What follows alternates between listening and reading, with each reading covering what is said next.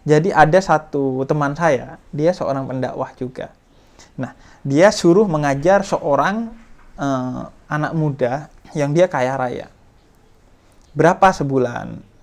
Saya mau gaji kamu 2 juta gitu sebulan untuk ngajari saya ngaji dan keislaman. Setelah dia berapa kali ngajar dan akhirnya ngobrol, setelah ngajar itu ngobrol, oh ya ini anjing, iya. Anjingnya pintar, ternyata bisa nangkap bola, bisa begini, bisa begitu gitu. Akhirnya dia tanya, kok bisa pintar gini gitu anjingnya? Ya karena ada gurunya. Berapa itu bayar? Bayarnya ya mahal sekali, bisa sampai belasan juta. Kata dia, Anda bayar gurunya anjing belasan juta, bayar gurunya diri Anda sendiri 2 juta. Kalau menerima, kalau dapat dikasih amplop tapi nggak ada duitnya misalnya, ya kamu melakukan ini apa karena Allah atau bukan gitu kan? Ada kesan-kesan begitu. Dan Habib sendiri ini ya kadang kayak misal tadi ini kok gimana sih kok kosong, nggak ada kecewanya juga, namanya manusiawi gitu kan. Tapi terus ada perkecamukan juga nggak di dalam hati, atau ya Allah ini kok ada hal-hal gitu.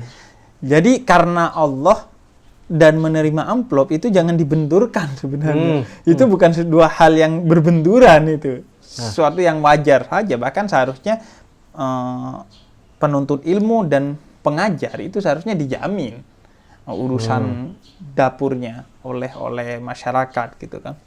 Nah, ada kecamuk itu enggak, mungkin karena saya orang yang beruntung.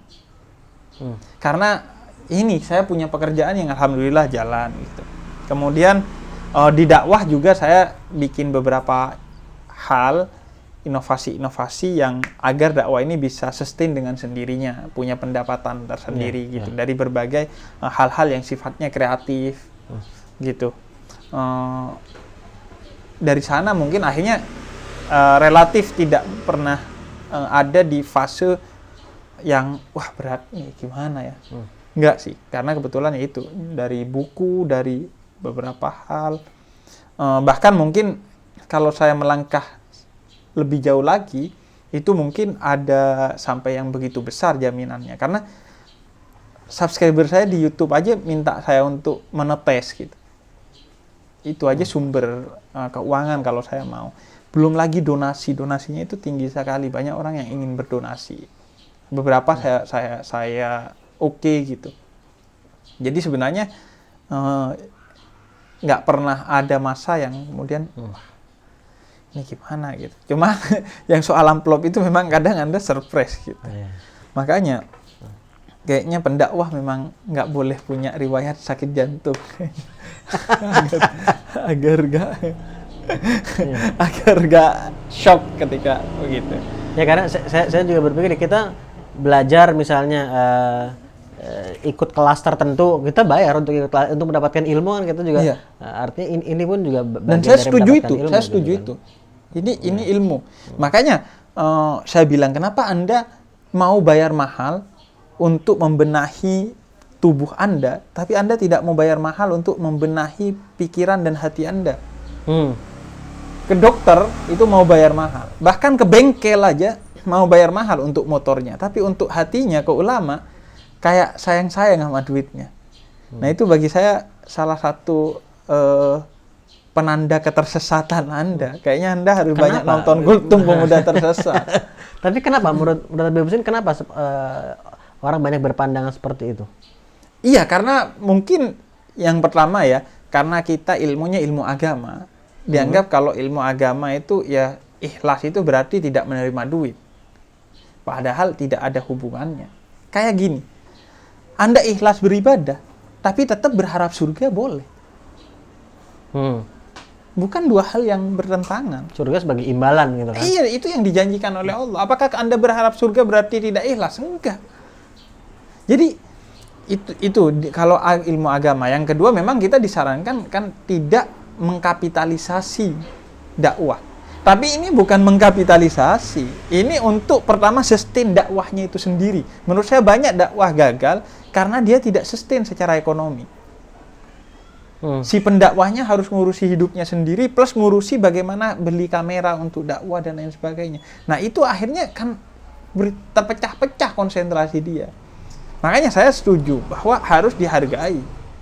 Dan itu pun bukan menghargai dakwahnya ya. Anda bayar penceramah itu, memberikan honor untuk penceramah, bukan menghonor ilmunya, yang dihonorkan waktunya, transportasinya dan lain sebagainya.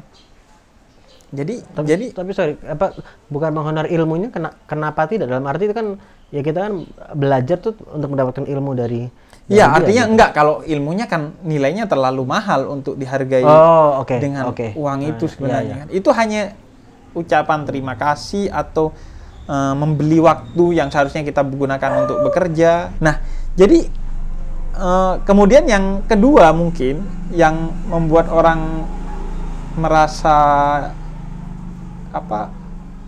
oh ini nggak perlu diapresiasi secara ekonomi. Mungkin dianggapnya kita ini sudah enak gitu. Karena pendakwah itu kan adem ngomongnya. Seolah-olah nggak punya urusan dengan ekonomi.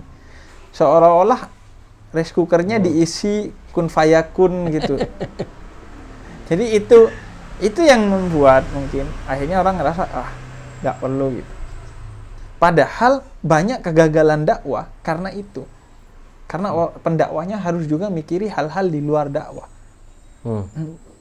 Di sisi lain, ada orang yang menghambur-hamburkan uangnya untuk hal-hal yang mirip-mirip dakwah, padahal itu kebalikannya dari dakwah. Misalnya ke dukun, untuk jodoh, untuk urusan pekerjaan.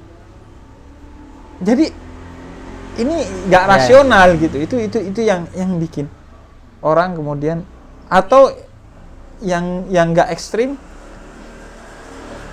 ya gitu, untuk gini, yang nggak ekstrim dari ekstrim juga sih. Ini saya pernah punya pengalaman. Jadi ada satu teman saya, dia seorang pendakwah juga. Nah, dia suruh mengajar seorang anak muda yang dia kaya raya. Berapa sebulan? Saya mau gaji kamu 2 juta gitu sebulan untuk ngajari saya ngaji dan keislaman. Dia sih oke-oke aja nih awalnya si pendakwah. Akhirnya datanglah, ini real story ya, kisah nyata. Dia datanglah ke rumahnya. Kemudian dia ngajari, ternyata si anak ini juga punya anjing. Punya anjing.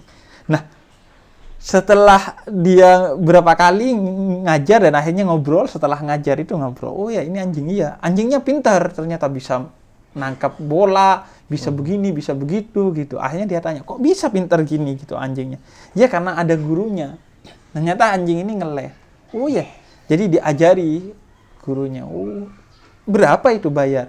Bayarnya ya mahal sekali, bisa sampai belasan juta.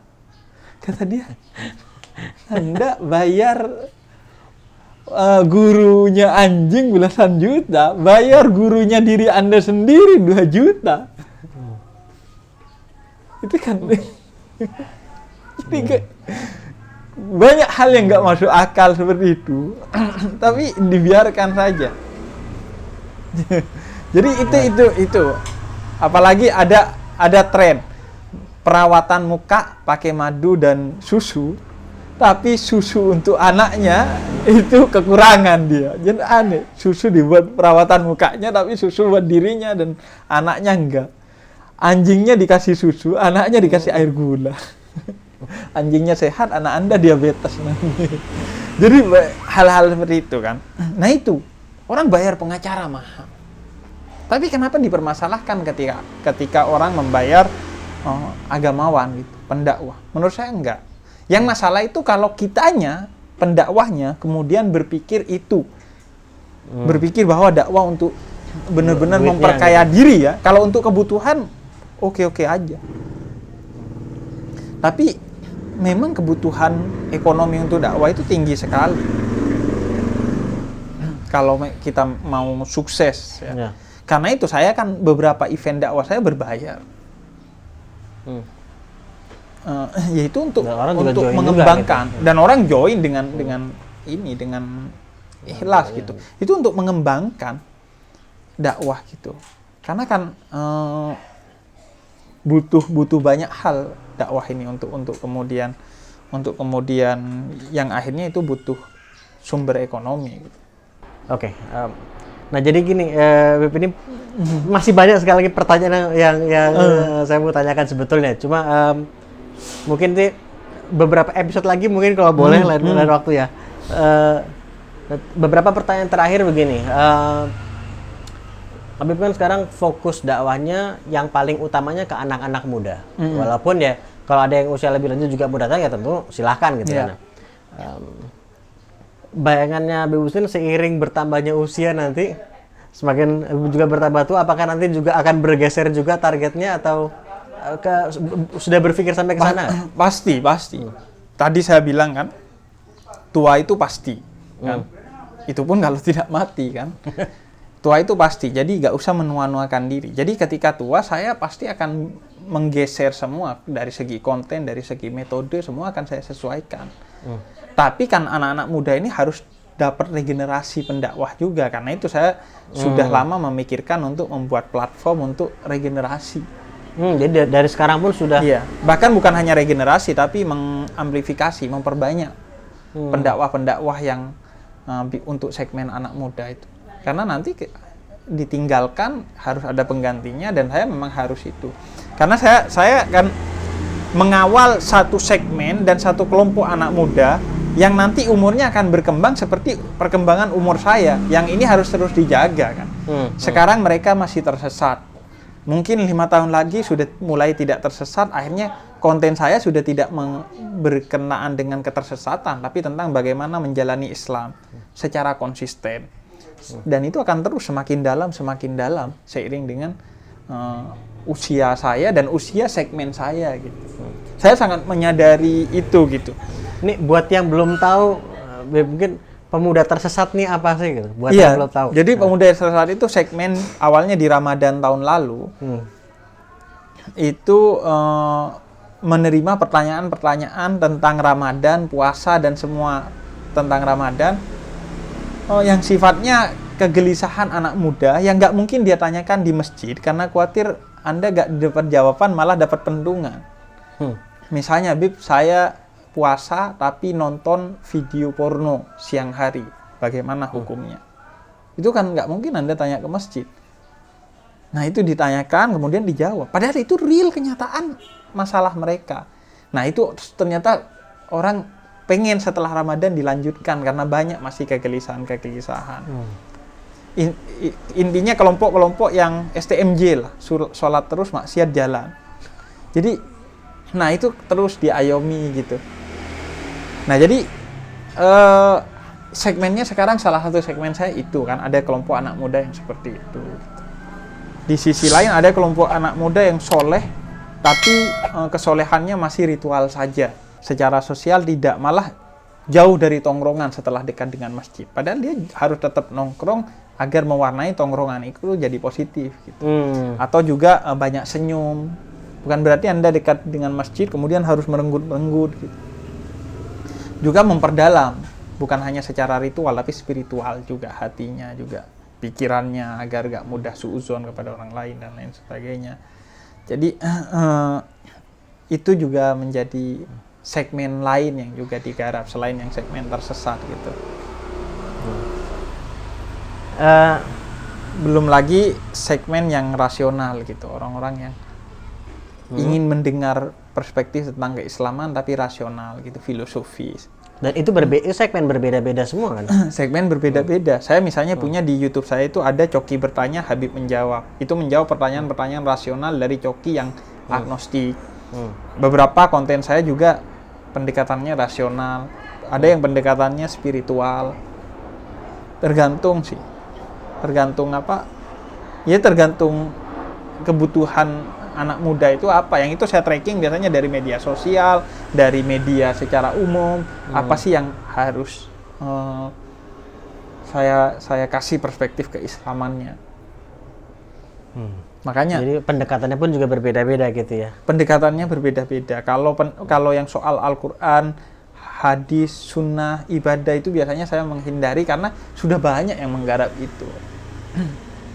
Jadi saya memilih yang belum tergarap gitu. eh, ini kan kita di toko buku nih sekarang nih. Habib Hussein ada buku favorit ada nggak? Apakah fiksi, non fiksi gitu? Iya, kalau fiksi nggak ada. Saya baca fiksi itu diantaranya Dunia Sopi karena filsafat. Rata-rata nggak suka fiksi gitu. Karena ngurusin yang non fiksi aja sudah ribet. Kenapa? Jadi non fiksi itu ya banyak sekali buku-buku filsafat saya pasti, kemudian buku-buku tafsir, buku-buku keagamaan secara umum. Kemudian salah satu yang saya baca dari sejak lama, kalau satu segmen buku atau satu penulis adalah Cak Nun. Bukunya Cak Nun itu banyak saya baca, banyak mempengaruhi juga.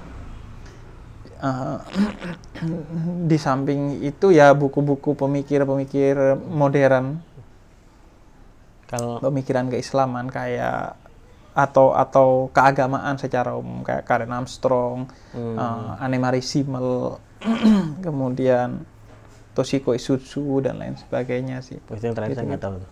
Nah, baru dengar tuh. Itu orang Jepang itu yang fokus di semiotika Al-Quran.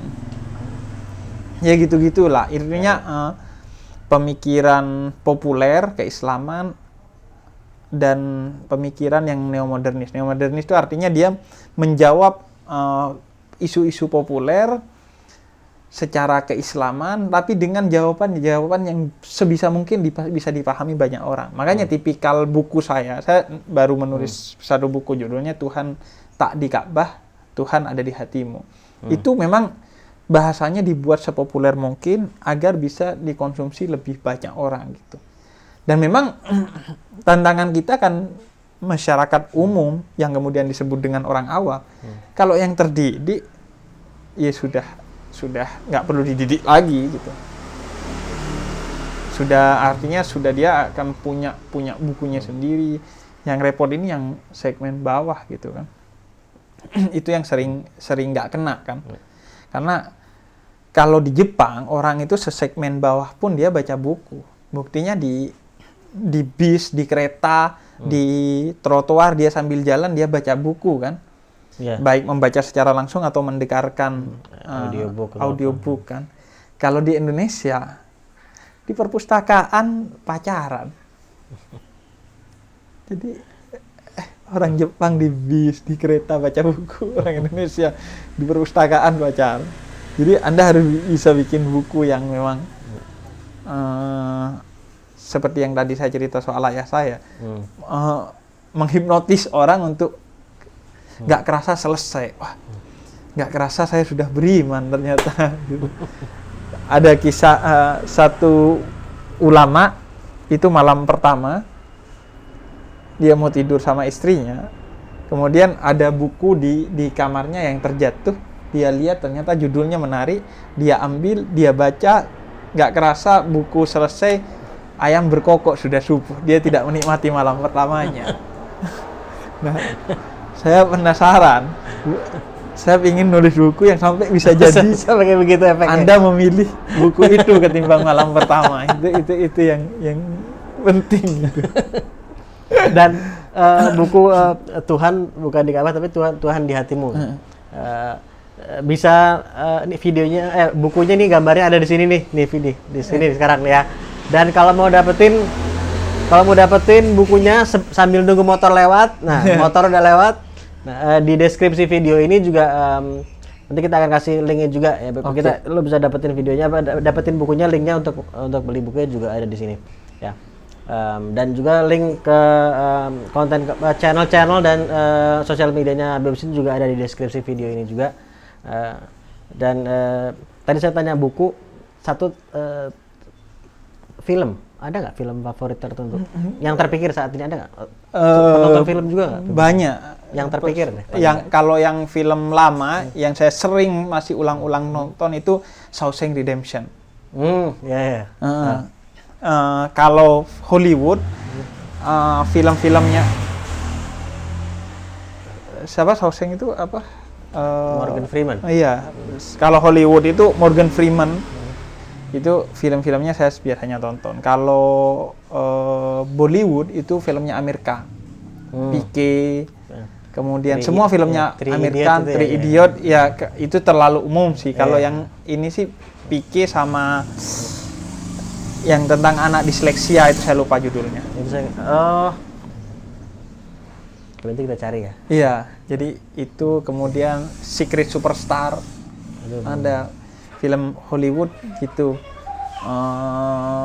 Film Indonesia Tangisan Hati Seorang Istri di Indosiar biasanya dari siang sampai malam. Enggak. ini saya agak gitu, sempat kaget tapi mau pura-pura biasa aja. Oh ya gitu. Jadi film itu Amir Khan. Kalau sama saya kalau Marvel, produksinya Marvel itu saya sukanya yang Doctor Strange. Oh, Doctor Strange. Karena itu menurut saya sangat spiritual film itu. Coba Anda tonton aja lah, biar gak ini jadi vlog tentang film. Doctor Strange itu sangat rekomendasi. Apalagi kalau Anda yang punya pengetahuan tentang spiritualitas, baik itu Islam maupun non-Islam, itu sangat relate film itu.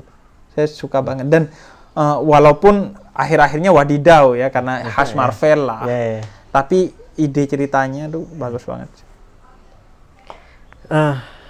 Bibsen, terima kasih banyak, dan sebelum ini kita betul-betul tutup gitu episode ini, dari Bibsen ada yang mau disampaikan yang lain juga mungkin? Saya biasanya kalau terakhir itu doa. Ini malah pesan.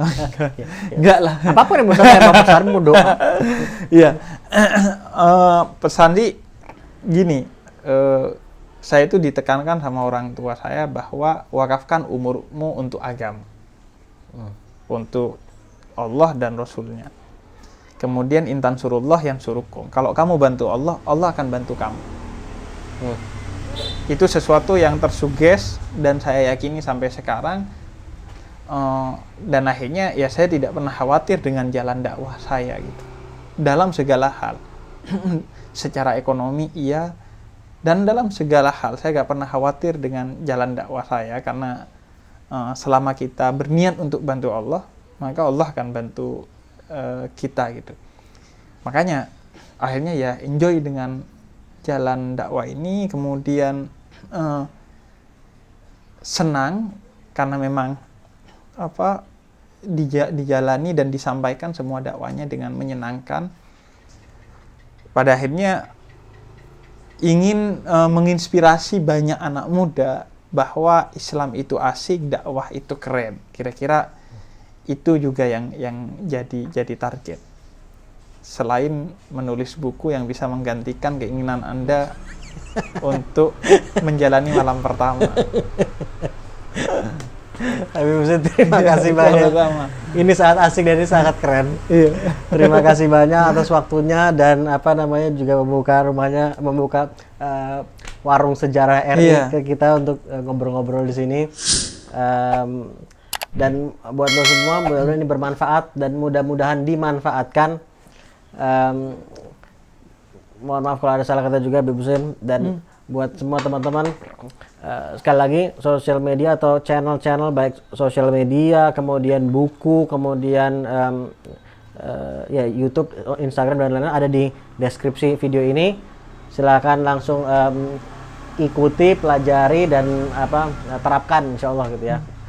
Dan kita ketemu lagi di episode selanjutnya. Terima kasih. Assalamualaikum warahmatullahi wabarakatuh. Waalaikumsalam warahmatullahi wabarakatuh.